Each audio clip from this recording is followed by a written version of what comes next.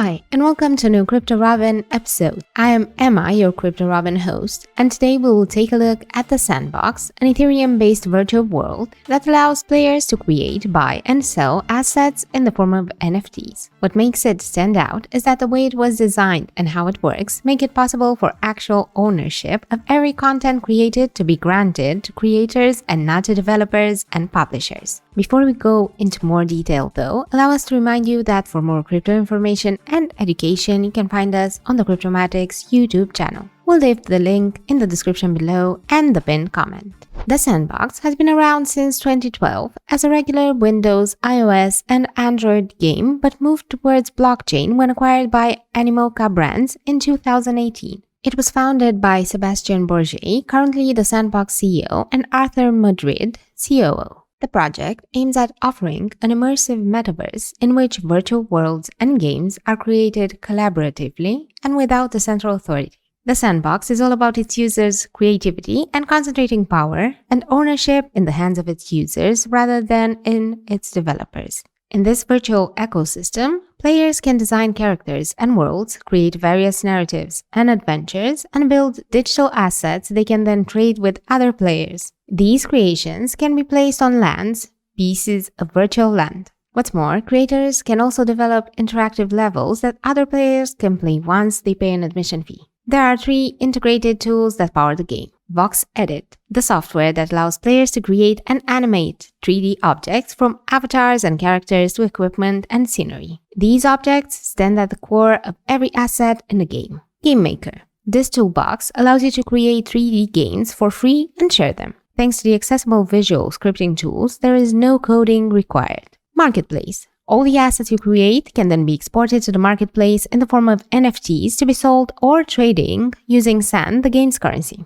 However, not only creators get to profit from the game, as players can also earn rewards and tokens by playing. Basically, the Sandbox offers players and creators the tools they need to easily create voxel worlds and game experiences, as well as the possibility to safely store, trade, and monetize their creations through blockchain. It uses different types of tokens as follows. Sand, which is used to buy virtual pieces of land, and the creator tools needed to build worlds and adventures for others to join in. It is also used to interact with user-generated content and for governance rights in the DAO. Land. The plot of land in the Sandbox metaverse are called land.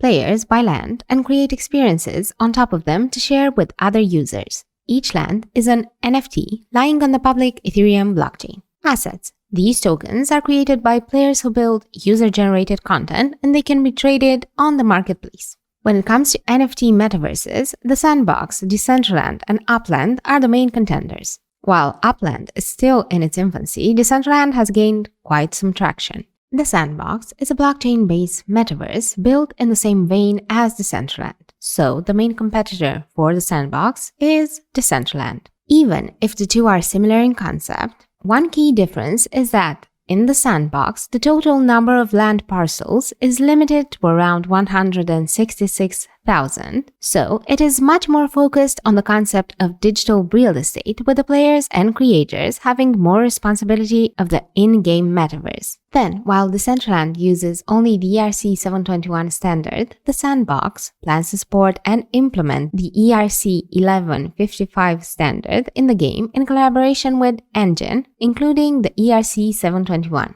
What this means is that the latter is compatible with more tokens, so the Sandbox users will have the possibility to benefit from more diverse NFTs available in-game. Even though Decentraland benefits from greater adoption, the Sandbox has also secured partnerships with over 50 brands in digital entertainment, such as the Smurfs, Atari, and CryptoKitties, which have created voxelized versions of their own worlds and popular characters on Sandbox lands. As far as the platform's tokens are concerned, both Mana and Sand have experienced gains lately, sitting around the 270 and 250 levels respectively. It is enough to take a look at the project's recent events to understand its place in the metaverse sector and its potential. The Sandbox has raised $93 million in a Series B funding round led by SoftBank's Vision Fund 2. The funding will be used to accelerate the development of the Sandbox metaverse, and the event led to Sand reaching its all-time high of $3.33. This year has been more than fruitful for the project as its user base has grown 500% with over 30,000 monthly active users.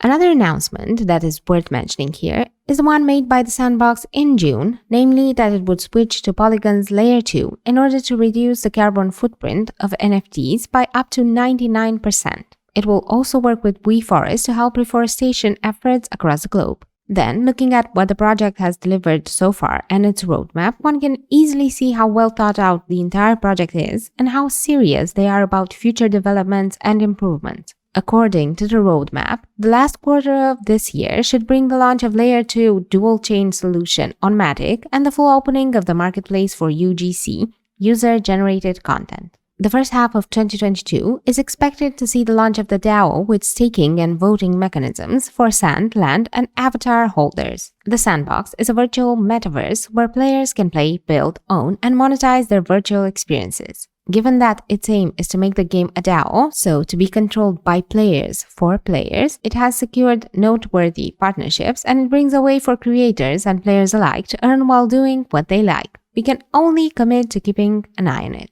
What do you think about the Sandbox? Could it be a serious competitor for Decentraland? Let us know your thoughts on this in the comment section. That's all for today. Thank you so much for watching. If you're interested in the latest news and reviews of the crypto space, you can find us on Instagram, Facebook, Twitter, and Telegram. We'll leave the links in the description below and the pinned comment. If you've enjoyed this video, don't forget to like, subscribe, and ring the bell to be notified whenever we publish a new video. Join us and stay up to date.